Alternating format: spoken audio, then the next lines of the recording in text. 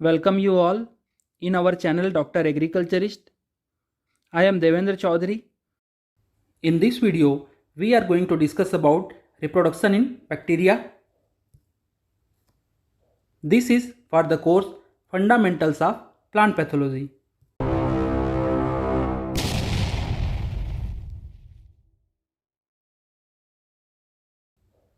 So there is two type of reproduction in bacteria. First is asexual, another is sexual. Binary fission includes in asexual and conjugation, transformation and transduction includes in sexual.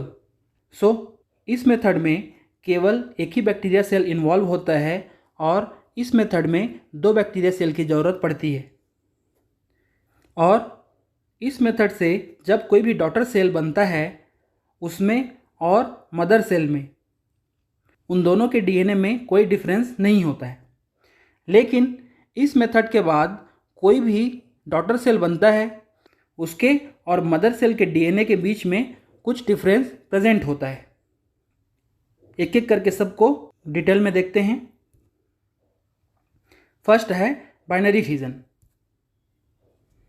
इसमें क्या होता है, एक bacteria cell दो daughter cell बनाता है। तो सबसे पहले जो उसका डीएनए है वो मल्टीप्लाई होता है, उसके बाद इसका सेल भी अलग होने लगता है और फिर ये दो डॉटर सेल बना लेता है।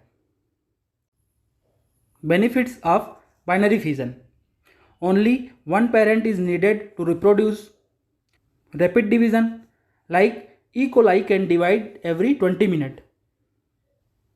Daughter cells are cloned to their parent cell. A lot of daughter cells are produced in limited time. So इसमें केवल एक ही पेरेंट की ज़रूरत पड़ती है और ये बहुत ही जल्दी होता है और डॉटर सेल और मदर सेल के बीच में कोई डिफरेंस नहीं होता है। अब देखते हैं कंजुगेशंस। Conjugation is the technique of transfer of genetic material from one bacteria to another by contact. The phenomena was first reported in 1946 by Lederberg and Tatum in E. coli. They discovered that F factor can move between the E. coli cells and they proposed the concept of conjugation.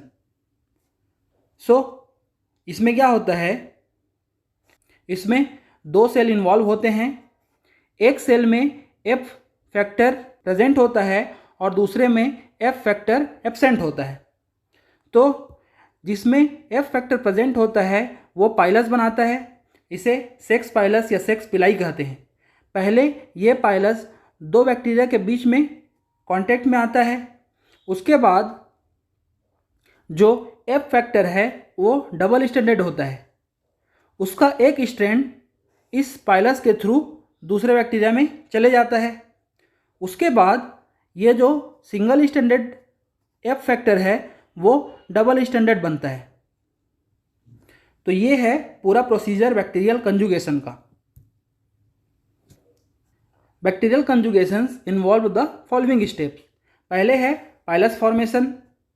F plus और F minus cell होते हैं, F plus में pilus बनेगा। उसके बाद physical contact between donor and recipient cell.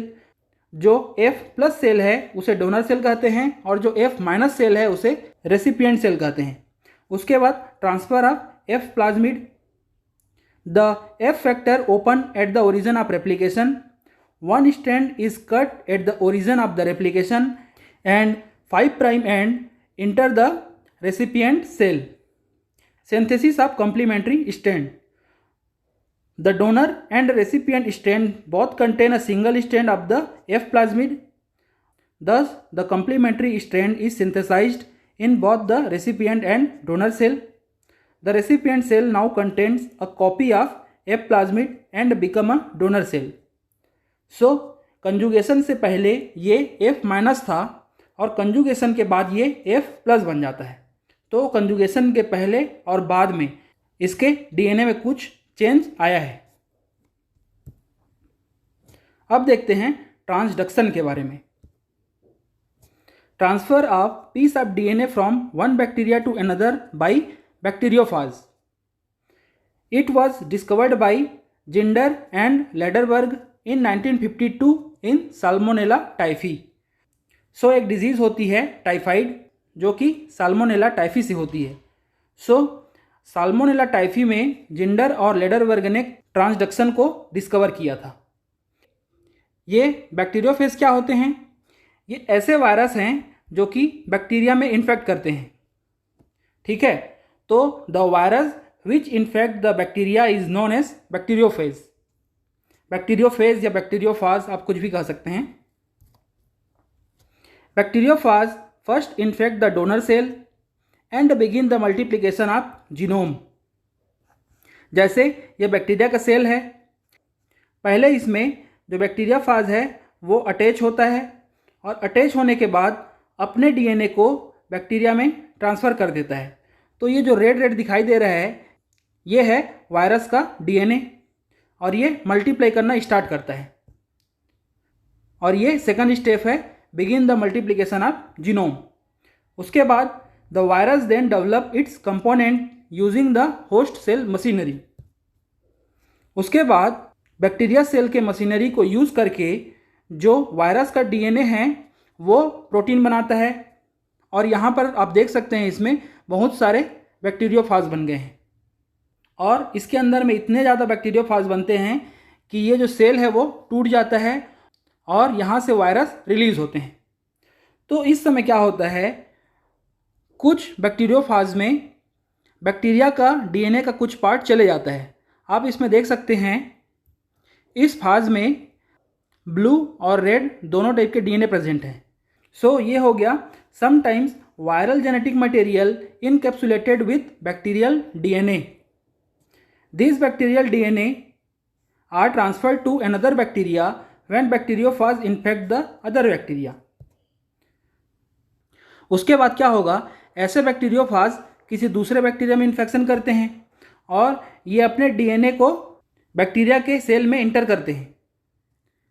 अब यहाँ पर दोनों टाइप के डीएनए आ जाते हैं. अब क्या होता है, ये वाला जो डीएनए है जो कि दूसरे बैक्टीरिया से आया है वो भी बैक्टीरियल डीएनए के साथ इंटीग्रेट हो जाता है, जुड़ जाता है और इसी को कहते हैं ट्रांसडक्शन. सो पहले सेल और अब के सेल में कुछ डिफरेंस है. इसमें वायरस के द्वारा दूसरे बैक्टीरिया से भी डीएनए लाया गया है और यहाँ पर इंटीग्रेट किया गया है. ठीक है, अब देखते हैं ट्रांसफॉर्मेशन के बारे में. Transformation is the process of DNA uptake by the bacteria from the surrounding environment. The cells that have the ability to uptake DNA are known as competent cell. First demonstrated in 1928 by Griffith. जैसे कोई bacteria का cell है, वो multiply किया, बहुत सारे cell बनाया. अब ये सेल बूढ़ा हो गया है, एजिंग होगी और ये मर जाता है. मरने के बाद इसके डीएनए ऐसे इन्वायरमेंट में फैल जाते हैं.